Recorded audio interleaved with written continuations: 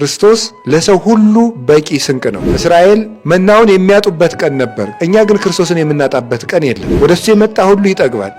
ገንዘቡን አባክኖ በድህነት የመጣው ባሪያ ወደ ክርስቶስ ቤት ሲመለስ ከሁሉ የተሻለ ልብስ ይሰጠዋል። እግዚአብሔር ፈቅዶና ወዶ በጣም ትልቅ እድል በሆነ ዘመን ውስጥ እየኖርን ነው። እጅግ ትልቅ በተረገመ ዘመን ውስጥ እየኖርን አይደለም። እግዚአብሔር በተሻለ ዘመን ውስጥ እያኖረን ነው። በዚህ ልንደሰት ይገባናል። አንተ ሰው ሆነ ከሰው ጋር ብትገጥም ወይ ያሸንፋል ወይ ታሸንፈዋለህ። ቤተ ክርስቲያንን ግን ብትገጥም መሸነፍ ብቻ ነው። ዛሬ በቤተ ክርስቲያን ለሚሾሙ አባቶቻችን ለሚያገለግሉ ለሁላችንም እኔን እያያችሁ ስሩ ይላል ክርስቶስ።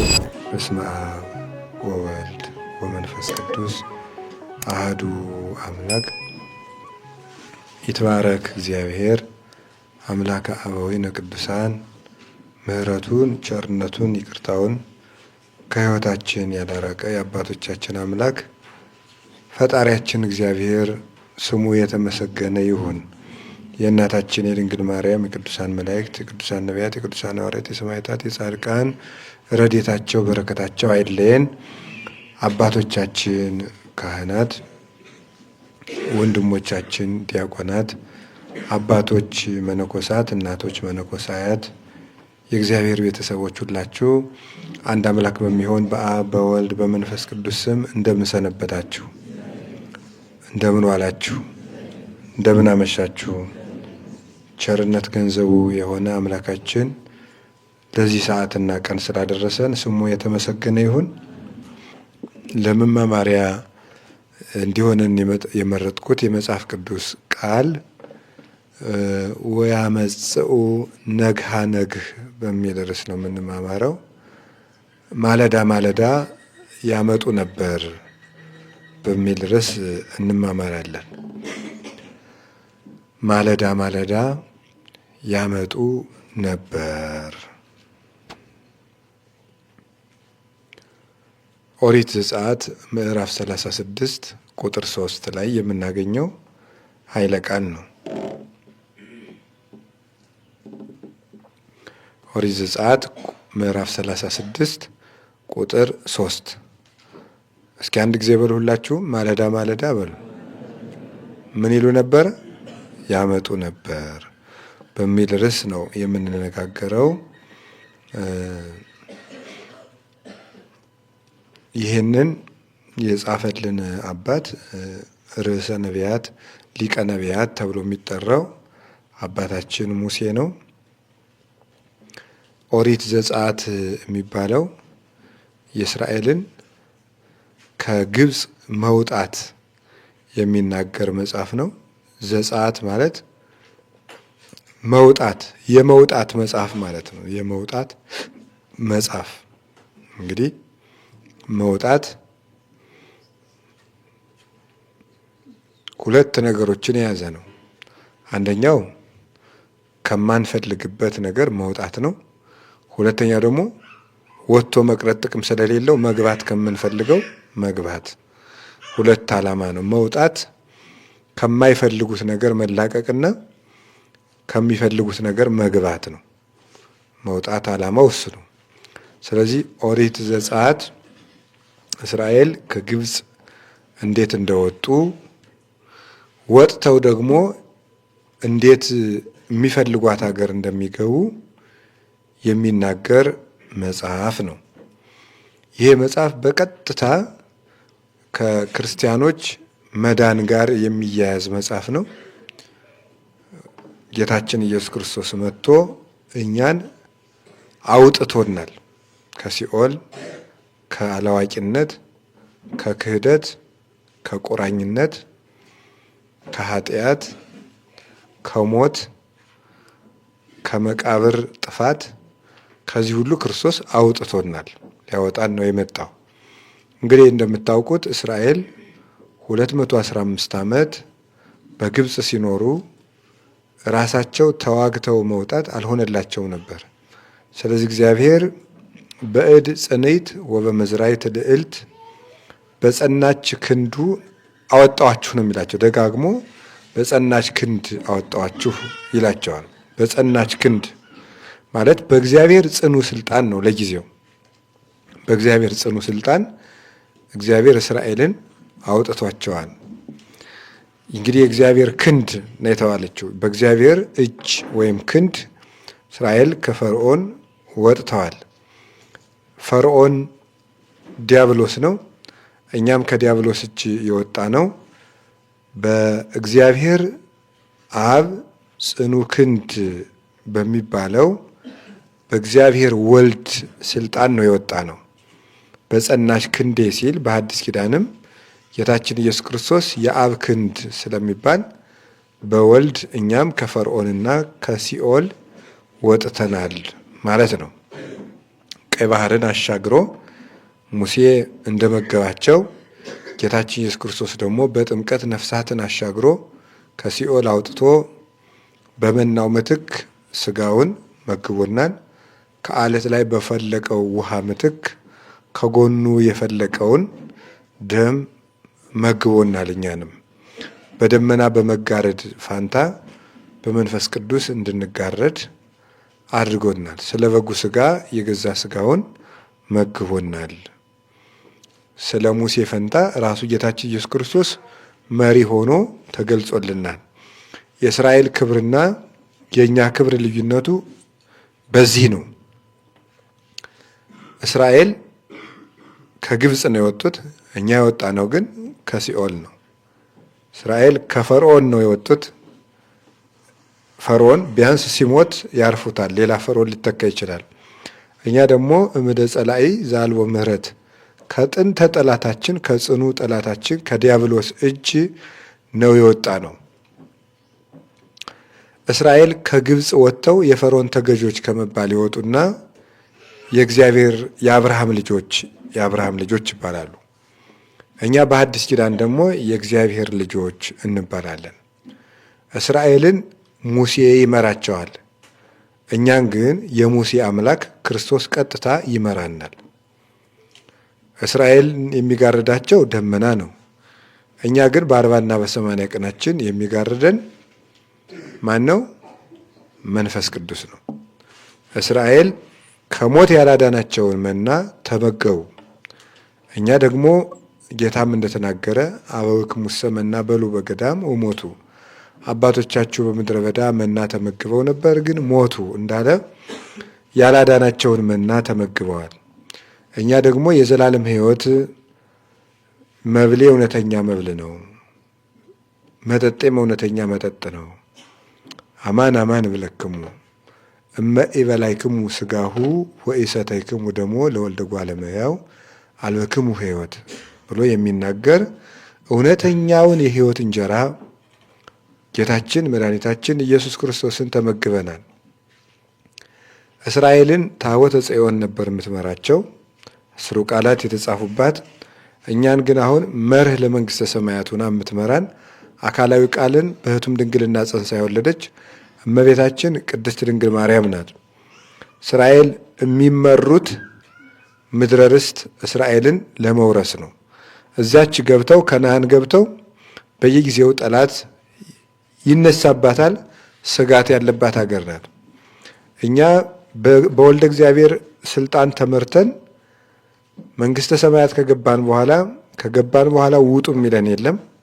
ካገኘን በኋላ ማጣት አለባችሁ የሚለን የለም።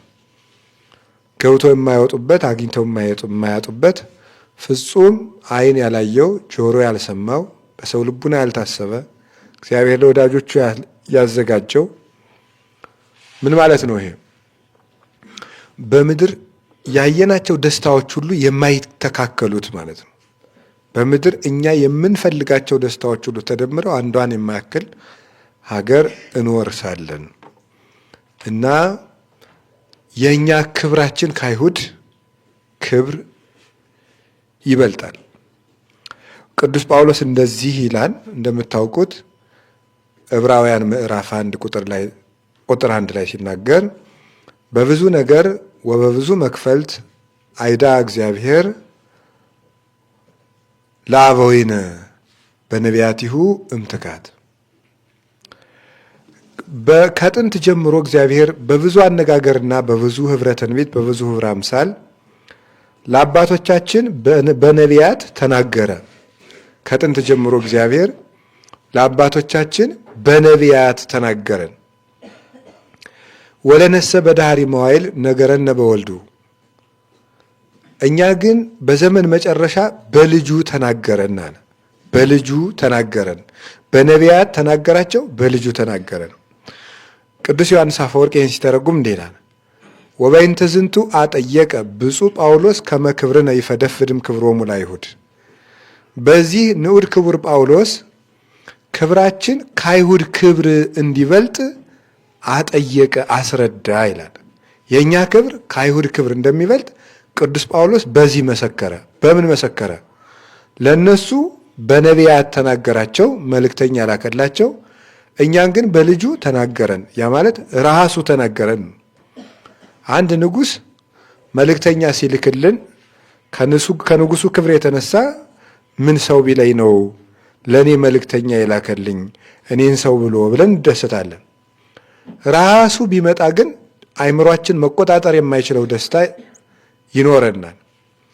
አሁን ለነቢያት በመልእክተኛ ተነጋገራቸው፣ ለእኛ ግን ራሱ እግዚአብሔር ወልድ መጥቶ አነጋገረን።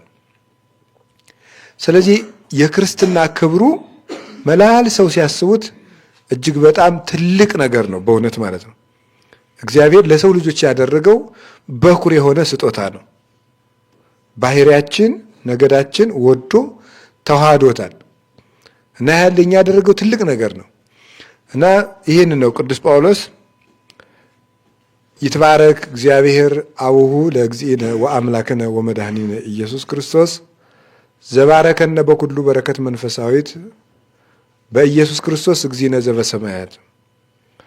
በጌታችን በአምላካችን በመድኃኒታችን በኢየሱስ ክርስቶስ በሰማያት በመንፈሳዊ በረከት ያከበረን የጌታችን ኢየሱስ ክርስቶስ አባቱ እግዚአብሔር ይክበር ይመስገን ይላል ኤፌሶን ምዕራፍ 1 ቁጥር 4 ላይ። ምን ታያላችሁ? አሁን በመንፈሳዊ በረከት የባረከን፣ በሰማያት የባረከን፣ በኢየሱስ ክርስቶስ የባረከን የሚል ሶስት ነገሮች ታያላችሁ። በመንፈሳዊ በረከት ያከበረን፣ በሰማያት ያከበረን፣ በኢየሱስ ክርስቶስ ያከበረን ሶስት ነገር። አይሁድን ያከበራቸው በምድር ነው። እኛን ያከበረን ደግሞ በሰማያት ነው። አንበረነ ምስሌሁ ይላል። ከእርሱ ጋር አስቀመጠን አኖረን። ለምን? እርሱ የእምነታችን በኩርና ራስ ነው። እኛ ደግሞ ሕዋሳቶችንን ሀብሃሉ ርዕስ እየይሄሉ አባል። ራስ ከገባበት እግር ተከትሎ በዚያ ይኖራል። ራስ በገባበት እግር ይከተላል። ጌታችን ኢየሱስ ክርስቶስ የእምነታችን ራስና በኩር ነው። ስለዚህ ምን ብሎ ነበር ለቅዱሳን ደቀ መዛሙርቱ? እምከመ ተለአልኩ አነ ስህብ ኩሎ ሀቤ፣ እኔ ከፍ ብዬ ከተሰቀልኩ በኋላ እናንተን ወደ እኔ እስባችኋለሁ ብሎ ነበረ። ይህንን ቅዱስ ዳዊት አስቀድሞ መዝሙር 109 ላይ ሲናገር ወበይንተዝ ይትሊአል ርዕስ፣ ስለዚህ ነገር ራስ ከፍ ከፍ ይላል አለ።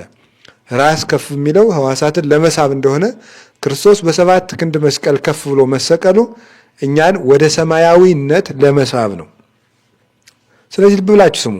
በሰማያት የባረከን፣ ከዛስ በመንፈሳዊ በረከት የባረከን። በመንፈሳዊ በረከት የባረከን ለምንድን ነው? መንፈሳዊ ሀብት የሚነጠቅ የሚቀማ የሚወሰድ አይደለም። ፍልስጤማውያን መጥተው የሚያጠፉት፣ ሞዓባውያን፣ አሞራውያን መጥተው የሚያጠፉት ወይም የፋርስ ሰዎች የሚወሩት አይደለም ያለን እኛ። በልብ መዝገብነት ተሰውሮ የሚቀመጥ መንፈስ ቅዱስ ያተመው ሰማያዊ ስጦታ በእያንዳንዳችን ውስጥ አለ። ለሰማያዊ ዜግነት የተጻፍንበት የሕይወት ጽሕፈት በእያንዳንዳችን ሕሊና ውስጥ አለ። በልባችን የተጻፈና የተነገረ የተሰጠ ሀብት ነው። ለዚህ ነው ኢታምዕወ ለመንፈስ ቅዱስ፣ የታተማችሁበትን መንፈስ ቅዱስን አታሳዝኑት። አማዕተውክሙ፣ እናንተን ባከበሩበት ቀን በ40 ቀን በ80 ቀን እናንተን ያተሙበትን መንፈስ ቅዱስን አታሳዝኑት ይላል ቅዱስ ጳውሎስ። በሰማያት የባረከን፣ ከዚያስ በመንፈሳዊ የባረከን፣ ከዚያስ በኢየሱስ ክርስቶስ የባረከን። በሙሴ እጅ አይደለም አሁን የተባረክነው፣ በራሱ በኢየሱስ ክርስቶስ ነው። በሙሴ እጅ የሚናኝ ርስት የለንም። በክርስቶስ የሚናኝ ርስት ነው ያለን። ራሱ ማዳን ይችላል። ሙሴ ተካሶ ያድናል፣ ለምኖ ጸልዮ ያድናል። ይሄ ግን ራሱ ማዳን የሚችል ነው። ራሱ የርስቱ የፍርዱ ባለቤት ነው እና በክርስቶስ እጅ ርስት ተመርቶ መውረስ እንዴት ያለ ትልቅነት ነው! አሁን ይችን መንጋ የእስራኤልን አንዲት ጭፍራ የሚመራት ሙሴ ነው። አሁን ይችን መንጋ የሚመራት ክርስቶስ ነው። አሁን የሚመራንን ዳግማዊ ሙሴ እውነተኛውን የሙሴ አምላክ ክርስቶስን ውሃ ከጭንጫ አፍልቅልን አንለውም። መና ከደመና አውርድልን አንለውም። ምክንያቱም ውሃው ለእያንዳንዳችን ላይነጥፍ በነፃ የተሰጠ ነው። መናው እኛ እየሄድን በቅርጫት የምንለቅመው አይደለም።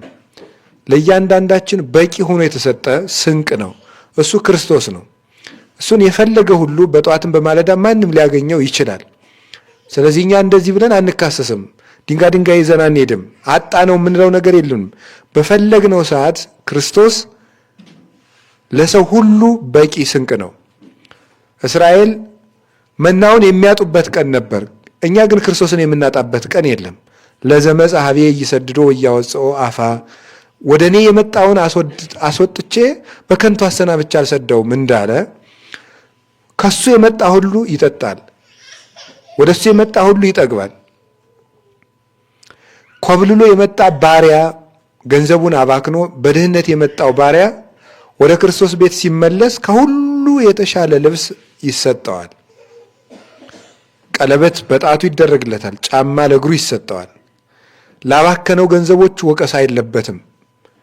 የሚሰጠው አሁን በመጣበት ሰዓት ነው። ቀጠሮም የለበትም። ስለ ትናንትናውም አይወቀስም። አሁን ይለብሳል። ትኩረት የሚደረገው ዛሬ መምጣቱ ነው እና በጣም ትልቅ እድል በሆነ ዘመን ውስጥ እየኖርን ነው። እግዚአብሔር ፈቅዶ እናወደው እጅግ ትልቅ በተረገመ ዘመን ውስጥ እየኖርን አይደለም። እግዚአብሔር በተሻለ ዘመን ውስጥ እያኖረን ነው። በዚህ ልንደሰት ይገባናል። አሁን የርስቱ መሪ መድኃኔዓለም ነው። እየመራው ያለ ሕዝቡን እሱ ነው። እንደዚያ ነው እና እስራኤል 40 ዘመን ሲጓዙ ከፈርዖን ከወጡ በኋላ መንገድ ላይ የእግዚአብሔርን ስርዓት ይጠብቁ ነበር። መቅደስ እንዲሰሩ ታዟል። ጌታችን ኢየሱስ ክርስቶስም ፈርዖንን ዲያብሎስን ድል ከነሳልን በኋላ ከሲኦል ከዲያብሎስ ቁራኝነት ከሞት ባርነት ነፃ ካወጣን በኋላ ስርዓት ሰርቶልናል። እስራኤል ከግብፅ ከወጡ በኋላ በዚህ ዓለም 40 ዘመን ኑረዋል። እኛም ተጠምቀን በዚህ ምድር እንኖራለን። ፈርዖን ቢሞትም ሌሎች በየመንገዱ ያሉ ነገስታት ይዋጓቸው ነበረ። ለእኛም ዲያብሎስን ክርስቶስ ድል ቢነሳልንም በየቀኑ ውጊያ ያለብን ካጋንንት ጋር ኢኮነ ቀትልነ እማበ ሥጋ ወደም። ውጊያችን ከስጋና ገደም ጋር አይደለም እና ከማን ጋር ነው? ከክፉ አጋንንት ጋር ነው። ምስለ መናፍስት እንኳን እለ ይኮንን ወላለ መጽልመት፣ የጨለማውን ዓለም ከሚገዙት አጋንንት ጋር እንዋጋለን እንጂ ይላል ኤፌሶን ምዕራፍ 6 ላይ። ስለዚህ ውጊያችን የማያቋርጥ ነው። እስራኤል ፈርዖን ሙቶልኛል ብሎ ዝም ብሎ መሰስ እያሉ ወደ ከነዓን መሄድ የለም። መንገድ ላይ እና ግነስ ይሆናሉ። ዝም ብሎ መራመድ የለም። መንገድ ላይ ሌሎች አሉ። ያንን ውጊያ እንዲያሸንፍላቸው እግዚአብሔር ቤተ መቅደስ እንዲሰሩ አዟቸዋል። ሌሎች ስርዓቶችን ማዟል። እግዚአብሔርም በምድር ላይ ዛሬ በሐዲስ ኪዳን አጋንንት በየጊዜው ስለሚዋጉን እነሱን የምናሸንፍባት ቤተ ክርስቲያን በመካከላችን እንድትኖር አድርገዋል። ያቺ ደብተራ ኦሪት እግዚአብሔር አብሯቸው እንዳለ እየመራቸው እንደሆነ ምስክር ሆና የቆመች ምልክት ናት። ለዚህ ነው ደብተራ ስም የምትባለው። የምስክር ድንኳን ትባላለች። ወደብተራ ስምኒ እንተ ነበረት በገዳም የምትባለው ለዚህ ነው። በበረሃ የነበረችው የምስክር ድንኳን የሐዋርያት ሥራ ምዕራፍ 7 ላይ የምስክር ድንኳን ምንድነው የምትመሰክረው? እግዚአብሔር አብሯቸው እንዳለ ትመሰክርላቸዋለች። እግዚአብሔር ደመናውን አውርዶ ጋርዶ በደመናው ላይ ብርሃን ሰፍሮበት ሲያዩ እግዚአብሔር ከኛ ጋር ነው ብለው ይመሰክራሉ። ጌታችን ኢየሱስ ክርስቶስ እስከ ህልቀተ ዓለም ድረስ ከእናንተ ጋር ነኝ ብሏቸዋል ለቅዱሳን ሐዋርያት። እስከ ዓለም ፍጻሜ ድረስ ከኛ ጋር መሆኑን ምልክት የምትሆንን አንዲት ቤት አለች። እሷ ቅድስት ቤተ ክርስቲያን ናት። እግዚአብሔር ከኛ ጋር መሆኑን ምስክር የምትሆንን እስራኤል ጠላቶቻቸውን የሚዋጉ ደብተራ ኦሪት ድንኳኗ ተነቅሎ ታቦተ ጽዮን መንቀሳቀስ ስትጀምር ነው። ሰው በነፍስና በስጋው ላይ የተነሳበትን ክፉ ውጊያ ያለ ቅድስት ቤተ ክርስቲያን ድል ሊነሳ አይችልም። ድል መንሳት የሚችለው በቅድስት ቤተ ክርስቲያን በኩል ነው። ብቻውን ተነጥሎ ዓለምን የሚያሸንፈው የለም። መኑ ዘይመውኦ ለዓለም ዘእንበለ ዘየአምን ከመ እግዚእ ኢየሱስ መሲሑ ውእቱ። ጌታችን ኢየሱስ ክርስቶስ እሱ ክርስቶስ እንደሆነ ስጋን ተዋህዶ የተገለጠ መሲህ እንደሆነ ከሚያምን ሰው በቀር ዓለምን ድል የሚነሳው ማን ነው ብሎ ቅዱስ ዮሐንስ በመልእክቱ እንደነገረን የጌታችን ኢየሱስ ክርስቶስ የደሙ ማህተም የቅዱስ ስጋው በረከት ያለባት አካሉና ምልክቱ የሆነች ቤተክርስቲያንን ይዞ ሰው ሊያሸንፍ ይቻለዋል።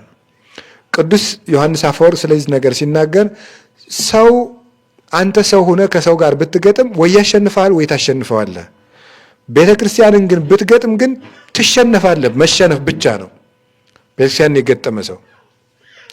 በአንጻሩ ሰው የሚያሸንፈው ከቅድስት ቤተክርስቲያን ጋር ነው። ከቅድስት ቤተክርስቲያን ጋር የሆነ ሰው ድል ይነሳል። እና እግዚአብሔር ሲናገር ምንድን ነው ያለው? በመካከላቸው እንድኖርላቸው መቅደስ ይስሩልኝ አሉ። ደብተራ ኦሪት ተሰራች። በዛች ደብተራ ኦሪት ውስጥ እግዚአብሔር እንዳልኳችሁ ደመናውን እያሰፈረ ብርሃን እየሰፈረባት የእግዚአብሔር ክብር እያዩ እግዚአብሔር አብሮን አለ እያሉ ይኖሩ ነበረ። የመገናኛው ድንኳን ትባላለች። የምስክር ድንኳን ናት። እግዚአብሔር ከነሱ ጋር መኖርን ይመሰክርላቸዋልና የመገናኛው ድንኳን ናት። የመገናኛው ድንኳን እስራኤል ከእግዚአብሔር ጋር የሚገናኙባት ያቺ ድንኳን ነበረች። እኛም ከእግዚአብሔር ጋር የምንገናኘው በቅድስት ቤተ ክርስቲያን በኩል ነው እና ያቺ ደብተራ ኦሪት ስትሰራ ምን ተደረገ? የመጀመሪያው ደብተራ ኦሪት ወይም ድንኳኗን ለመስራት ከሰማይ ስርዓት አዩ። እግዚአብሔር ለሙሴ ሰማዩን ገለጠለት። የሰማዩን እኔ እንዳሳየው አድርገህ እንደመስራት ተጠንቀቅ አለው። ሌላ እንዳትሰራ እኔ እንዳሳየው። መጀመሪያ በሰማይ ያለውን መቅደስ ለሙሴ እግዚአብሔር ገለጠለት፣ አሳየው። ሰማዩን ጽርሐ አርያምን መንበረ መንግስትን አሳየው። ቅዱስ ያሬድ እንደተናገረ ቀዳሚሃ ለጽዮን ሰማየ ሳረረ ወበዳግም አርአዮ ለሙሴ ዘከመ የገብር ግብራ ለደብተራ። ከሁሉ አስቀድሞ ከጽዮን ምድራዊት አስቀድሞ እግዚአብሔር ሰማይን መሰረተ። በምድር ያለችውን ሙሴ የሚያንጻትን ድንኳን ከመስራት አስቀድሞ ሰማይን መሰረተ፣ ፈጠረ።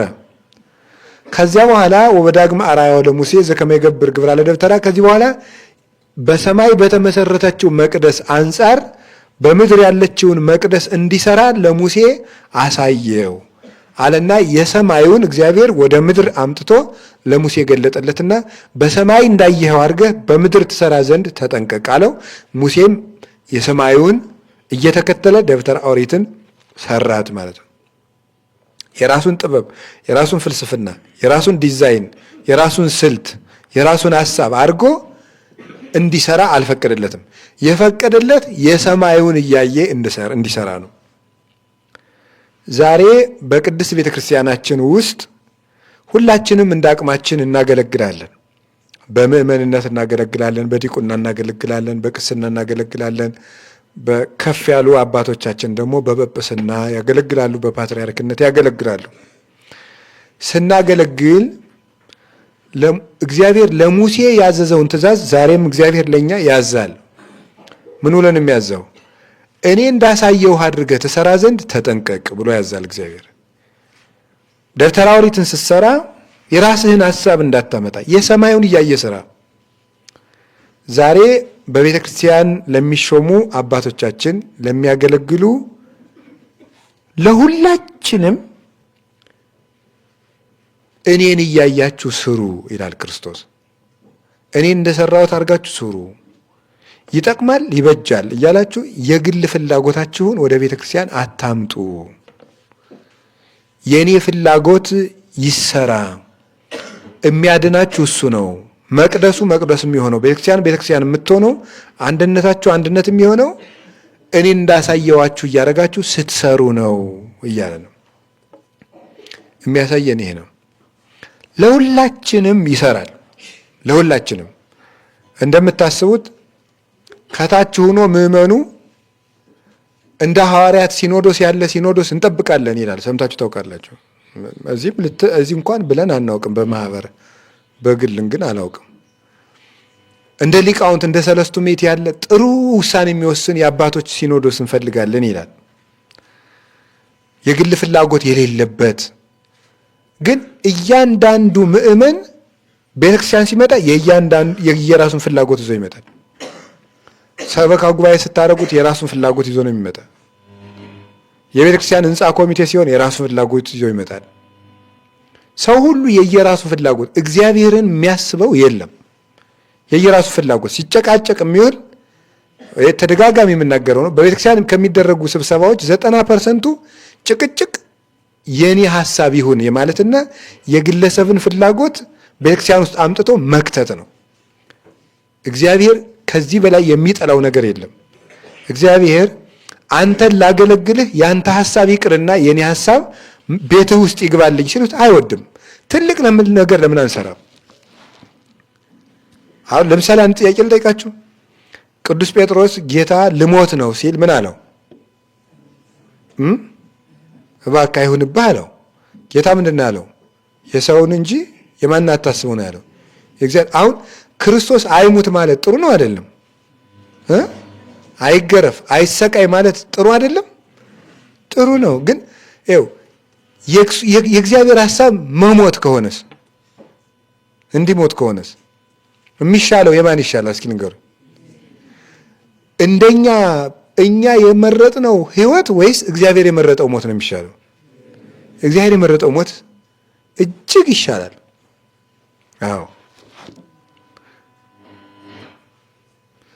ጥዑም መሪር ዘተፈቅዶ አንተ እምነጸቃው ዘእፈቅዶ አነ አረጋዊ መንፈሳዊ የሚለው እኔ ከፈቀድኩት የማር ወለላ ይልቅ አንተ የመረጥከው ሬት ይሻላል ይላል እግዚአብሔር ሲናገረው። እኔ ከምመርጠው የጣፈጠ ነገር አንተ የምትመርጠው ሬት የተሻለ ነው። እግዚአብሔር የመረጠው መራራ ነገር እጅግ ትልቅ ብልጫ የሚሻል ነው በእውነት። ክርስቶስ ከመረጠው ሞት እንኳ ቢሆን የተሻለ ነው። ስለዚህ ይህ ሰው ነው። ይኸው ለእግዚአብሔር እንደዚህ አድርገን እንኳን ብናስብ፣ እንደዚህ አድርገን የሞትና የህይወት ልዩነት ያክል እንኳን ብናስብ የእግዚአብሔርን ፈቃድ የሚገዳደር ከሆነ ሐሳቡ የእግዚአብሔር ጠላትነት ነው። ያንን ነው የሚለው እግዚአብሔር።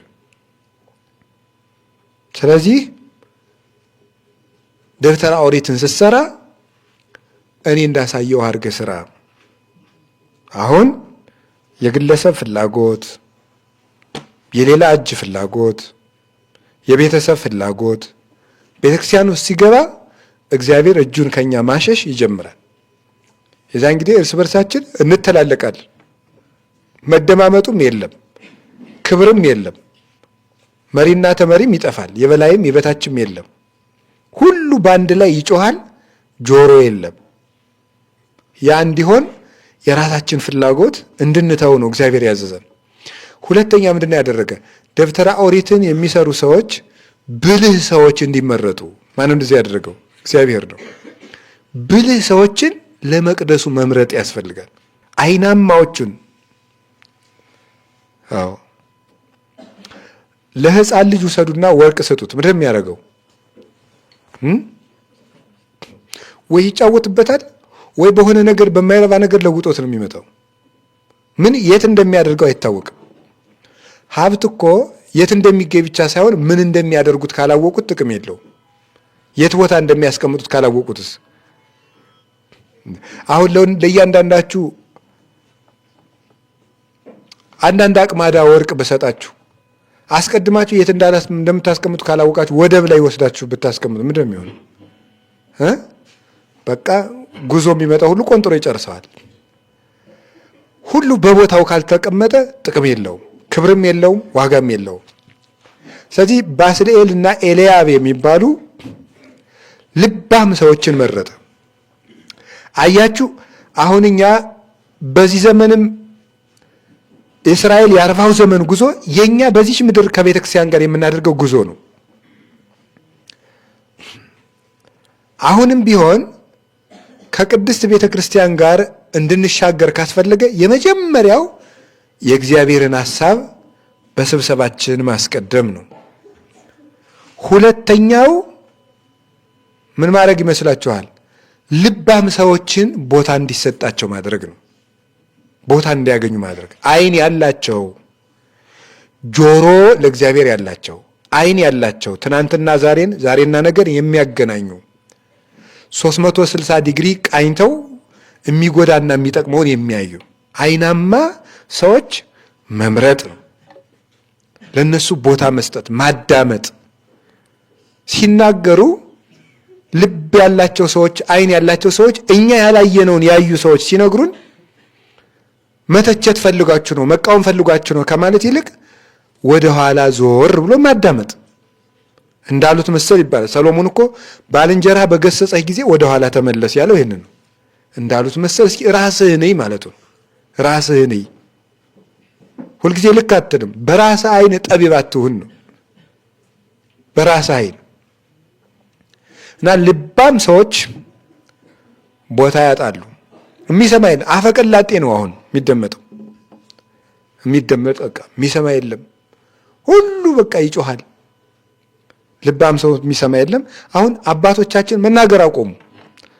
እንዲያው ከመሆን እንደኔ ያለ ለፍላፊ ነው እንጂ አሁን ትልልቅ አባቶች መስበክ ሁሉ እኮ ጠልተዋል። ታውቃላችሁ አይደል? ኧረ ለምን ነው የምንናገረው ብለው ሻል ያሉት አሁን ውዳሴ ማርያም እየደገሙ ነው እንጂ በየዋሻው እየሄዱ ወጥቶ የሚሰብክ የለም። ያው እኛ እንግዲህ ቅሪቶቹ እየለፈለፍን ነው እንግዲህ፣ ሁሉንም እግዚአብሔር ያውቀዋል። ስለዚህ ምንድን ነው መሆን ያለበት? ለሚናገሩ አባቶች ጆሮ መስጠት። ይሄ ትልቅ ነገር ነው። አሁን እንደ ቤተ ክርስቲያን እንድናልፍ ነው የምነግራቸው ያለ። ተጓዦች ነን፣ የከነዓን መንገደኞች ነን። ስንሄድ አንድ ለቤተ ክርስቲያን የሚያስፈልገን ልብ ላለው ሰው ቦታ ይሰጠው፣ ዓይን ላለው ሰው ቦታ ይሰጠው። ለማንኛውም ግን ቤተ ክርስቲያን ውስጥ ናችሁ ስልክ ቢደወል እንዳታነሱ። አዲስ አበባ ሀገረ ስብከት አንድ የሚያስመሰግን ውሳኔ አምና ወስኗል። ምንድን የሚለው? ቤተ ክርስቲያን ውስጥ ማንም ሰው ስልክ ይዞ እንዳይገባ ውሳኔ ተወስኗል። ካህናት ማለት ነው። መቅደስ ውስጥ ስልክ ይዘው እንዳይገቡ። እውነት ነው፣ የእግዚአብሔር ሰዓት ስለሆነ። ቅዳሴ ላይ ሰምታችኋል። ዝውዕቱ ምንድን ነው ጊዜ? ይሄ የምስጋና ጊዜ ነው። ይሄ የምስጋና ጊዜ እግዚአብሔርን የምናመሰግንበት ነው። ጊዜ ሰብሖቱ ለመድኃኒነ መፍቀሬ ሰብ ክርስቶስ፣ ሰውን የሚወድ ክርስቶስን የምናመሰግንበት ጊዜ ነው። አሁን ሌላ ጊዜ ለሌላ ጉዳይ እድል ፈንታ የለውም፣ እዚህ ቦታ የለም። አሁን ክርስቶስ የሚመሰግንበት ጊዜ ነው ተብሎ የሚነገረን ለዚህ ነው። ቅዳሴው ላይ አዋጅ ተደርጎ ወደ ጉዳዩ ስመልሳችሁ አሁን የኦሪቱን መቅደስ ለመስራት የድንኳኗን መጀመሪያ የሰማዩን ማየት፣ ቀጥሎ ልባም ሰው መምረጥ፣ ሶስተኛ ምንድን ነው ያደረጉት? ሰው ሁሉ ያለውን እንዲያመጣ። እስኪ ሰው ሁሉ ያለውን እንዲያመጣ ብሎ ምን አላችሁ? ሰው ሁሉ ያለውን እንዲያመጣ። ሰው ሁሉ ያለውን እንዲያመጣ ማለት ምን ማለት ነው? የእስራኤል ልጆች እያንዳንዳቸው ልክ ከወርቅ ሳጥን ባይኖራቸው እንኳን ምናቸውን ይዘው ይመጣሉ? ጉትቻ፣ የወርቅ ጉትቻቸውን፣ የወርቅ አምባራቸውን፣ የብር ጉትቻቸውን ይዘው እንዲመጡ አደረጋቸው። ሰው ሁሉ ያለውን ይዘው እንዲመጣ ማድረግ ማለት ነው የምእመናን ሁሉንም ጸጋቸውን ወደ ምን ማምጣት ነው? ወደ ቤተ ክርስቲያን ማምጣት ነው። ትልቅ ወርቅ ወቄት ያመጣም ይቀበላል። ጉትቻዋን ይዛ ብትመጣም ይቀበላታል። ሙሴ የአንገቷን ማርዳ ብታመጣ ይቀበላታል። የሚጣል የለም ነው። ምን ማለት ነው? የማያስፈልግ ክርስቲያን የማያስፈልግ መክሊት የለም ነው። የምእመናንን ሁሉንም ጸጋቸውን ወደ ተግባር መለወጥ ያስፈልጋል። የሚጽፈው እንዲጽፍ፣ የሚያቅደው እንዲያቅድ፣ ኮምፒውተር የሚሰራው ኮምፒውተር እንዲሰራ፣ ሳይንስ የሚችለው ቤተክርስቲያን በሳይንስ እንድትሻገር ያን እንዲሰራ፣ ሁሉን የቤተክርስቲያንን መክሊት ወደ ቤተክርስቲያን አምጥቶ መጠቀም፣ ሁሉም ያለውን እንዲያመጣድ። የማያስፈልግ ሰው ለቤተክርስቲያን የላትም። ልንገራችሁ፣ እገሌ ለቤተክርስቲያን ወሳኝ ሰው ነው እና እገሌ ደግሞ የለም። ይህን የምታዩት በምንድን ነው? የምታዩት ዘመኗን ሁሉ በኃጢአት የጨረሰችው ሴት ለክርስቶስ አስፈላጊ አልነበረችም? ናት አይደለችም? ናት። ምናልባትም 3 ዓመት ሌት ተቀን ብርሃን እያሳየ ከሰበካቸው ደቀ መዛሙርቱ ይልቅ 7 ጋኔን ያወጣላት ማርያም መግደላዊት እጅጉን አስፈላጊ ሰው ነበረች። አያችሁ፣ ጋኔን የሰፈረባትን የዘማዊቷን ሰውነት አምጥቶ ክርስቶስ ለክብር ተጠቀመበት። አመጣትና ለሐዋርያት የትንሣኤውን ዜና ተሸክማ እንድትሄድ ያደረጋት እሷን ነው። ለክርስቶስ የማያስፈልግ ሰው የለም። ስለዚህ ምን አደረገ? ብዙ ገንዘብ ከሰጡ ሰዎች ይልቅ 2 ዲናር የሰጠችውን ሴት አመሰግናት። ሰምታችኋል አይደለም? አመስግኗል። ጌታ ለምንድን ነው ምርጥ ዕቃውን ብሉይ ኪዳንን ጠንቅቆ የሚያውቀውን የአይሁድን ፍልስፍና የግሪክን ፍልስፍና የሚያውቀውን ጳውሎስን በጠራበት አንደበቱ መረብ የሚጎተተውን ተራውን ገበሬ ማንን ጠርቶታል? ቅዱስ ጴጥሮስን። ምንድነው የሚያሳየን ጌታ እዚህ ውስጥ? በዘመኑ የተማረውን ማቴዎስን በጠራበት ምንም ያልተማረውን ያዕቆብና ዮሐንስን ጠርቷል። ለምንድን ነው ሲባል ለእኔ ሁሉም ሰው አስፈላጊ ነው ጌታ በዚህ ያስተላልፈልን። ሁሉም ሰው መጥቶ እኩል አስፈላጊ ይሆናል። እስኪ አንድ ጥያቄ ልጠይቃችሁ። ቤት ስንሰራ ትልልቅ ማዕዘን ላይ የምናስቀምጣቸው ትልልቅ ድንጋዮች አሉ እና ቤቱ እየተሰራ አደገና መሀል ለዚያ ግድግዳው አካባቢ እችን የምታክል ትንሽ ቀዳዳ ተረፈች። የሆነች ድንጋይ መጣችና ወስደን ስንጨምራት በቃ ምንም ሳትዛነፍ ህንፃው ውስጥ በትክክል ተጋጠመች። አሁን ከድንጋዮች ሁሉ አስፈላጊው የትኛው ነው? ሁሉም። ያቺ ብትጎል ምን ይደረጋል? ይናዳል አይደል እንዴ? ይናዳል። ጠጠሯ ታስፈልጋለች። የአንዲት ጠጠር መጉደል ቤትን ያፈርሳል። የአንዲት ጠጠር መጉደል። ስለዚህ ማንም ሰው ለቤተ ክርስቲያን ጠቃሚ ነው ብሎ የልጆቿን እናታችን ቅድስት ቤተ ክርስቲያን አሁን በዚህ ዘመን ማድረግ ያለባት የልጆቿን መክሌት ወደ ቤቷ ማምጣት ነው። ሸክፋ ከነ ልጆቿ ማለት ነው። ሲመጡ ግን ምናቸውን ይዘው ነው የሚመጡ? አንዳንዶቹ ደም እየፈሰሳቸው ነው የሚመጡ። አንዳንዶቹ 7 ጋኔን ሰፍሮባቸው ነው የሚመጡ።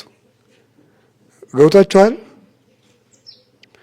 ሲመጡ ዝም ብሎ አይመጡም። ግን ይምጡና ጋኔኑን ታስለቅቀው፣ እግዚአብሔር ያስለቅቀው። የሚፈወሰው ይፈወሳል፣ የሚማረው ይመራል፣ ችኩሉ ይረጋጋል፣ ስሜተኛው ይሰክናል። እንደ ቅዱስ ጴጥሮስ እኔ አልክድም የሚለው ሁሉ ቀስ ብሎ እየሰከነ ይሄዳል። ቤተክርስቲያን ልጆቿን መሰብሰብ፣ ከዚያስ ሁሉንም እዚያ አሁን 7 ጋኔን የሰፈረባት ሰው ተመልሳ እንደዚያ ትሆናለች ብላችሁ አስባችሁ ታውቃለች? ሊመጣላችሁ ይችላል።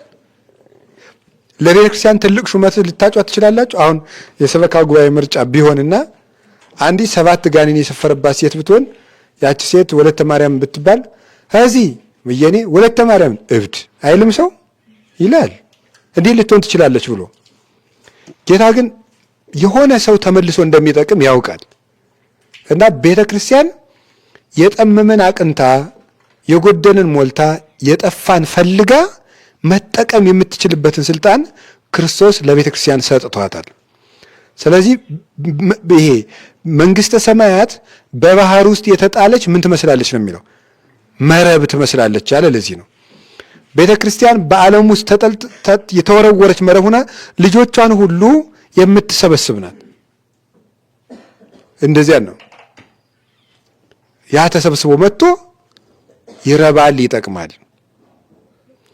እንግዲህ ቤተ ክርስቲያንን ከሚመሩ ሰዎች ይሄ 3 ነገር ይጠበቃል። እንግዲህ አሁን እንደምታስቡት ሰሞኑን የቅዱስ ሲኖዶስ ስብሰባ ነው። በቅዱስ ሲኖዶስ ከተሰበሰቡ አባቶቻችን የምንጠብቀው ይህን 3 ነገር ነው። የመጀመሪያ ክርስቶስን እያዩ እንዲወስኑልን እና እንደ ትናንት እንዲያስቡ፣ በትንንሽ ነገሮች እንዳይጣሉ። ሁለተኛው የምንጠብቀው ምንድን ነው? ሁልጊዜ ልባም ሰዎች ትኩረት ተሰጥቷቸው ሰነፎች እንዲስተካከሉ።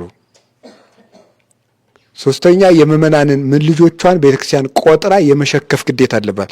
ልጆቼ የት ነው ያሉት ብላ ልጆቿን የመቁጠር የመፈለግ፣ ቀጥሎ ደግሞ መክሊቶቿን አምጥቶ የመጠቀም፣ አረባም አልጠቅምም ያለን ሰው አምጥቶ ትክክለኛ ቦታ ላይ ትሆናለህ ማለት፣ ጠግኖ መጠቀም፣ እንደ ንስር አድሶ መጠቀም የአባቶቻችን ድርሻ ይሆናል። ከኛ ምንድነው የሚጠበቀው? ከኛ ምንድነው የሚጠበቀው? ማለዳ ማለዳ በሉ እስኪ በሉ ማለዳ ማለዳ ያመጡ ነበር። ከኛ የሚጠበቀው ማለዳ ማለዳ ማምጣት ነው። ማለዳ ማለዳ ማምጣት ምንድን ነው? እችን ብቻ ተናግሬ ትምህርት ልጨርስ።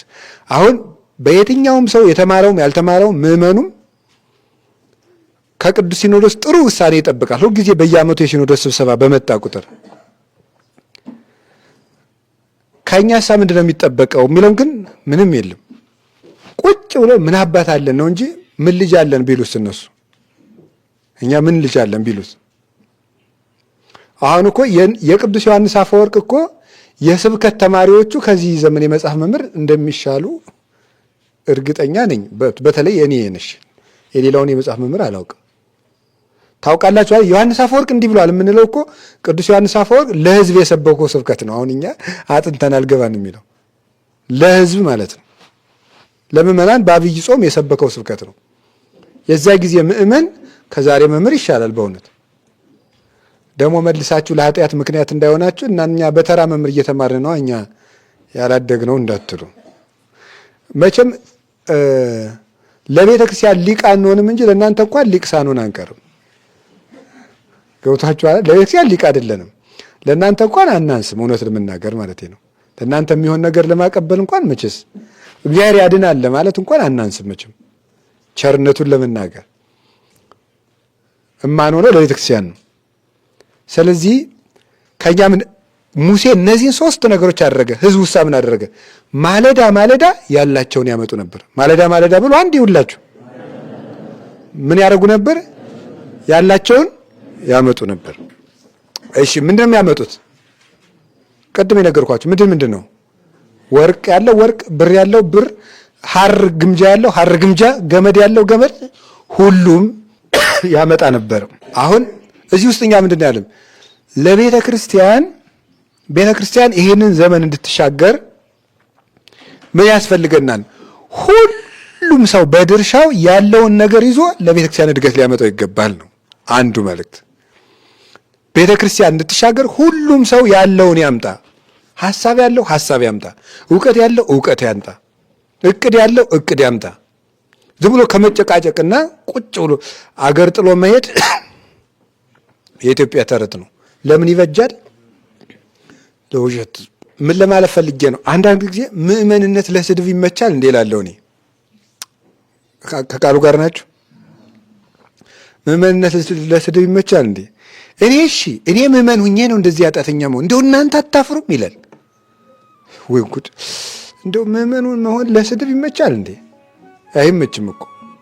የራስን ድርሻ መወጣት እንጂ ቁጭ ብሎ የሰውን ኃጢአት እየቆጠሩ ቢውሉት ድንኳኑ አይሰራም።